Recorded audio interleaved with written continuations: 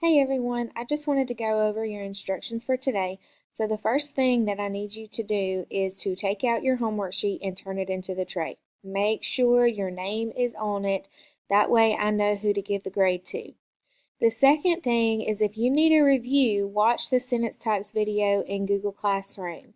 That's the one that you watched yesterday.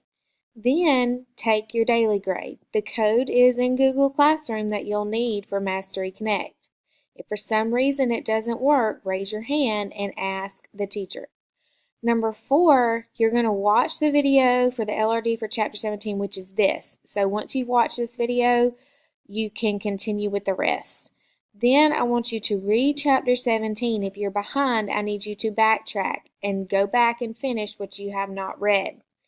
Then if you finish everything, I want you to read your fiction book because we're starting a new night hour project soon. So, Chapter 17, let's quickly talk about what happens. In Chapter 17, Jonas is going to be permeated or filled with emotions. These are called stirrings, okay? Remember, now he can pretty much see everything in color. Remember what we talked about yesterday with the twins? The one who weighed the least amount was released. And the whole problem in this chapter is Jonas's father has to decide which twin to release. So this is a big deal.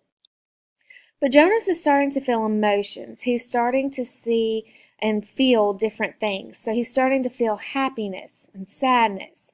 And his emotions are starting to become more recurring.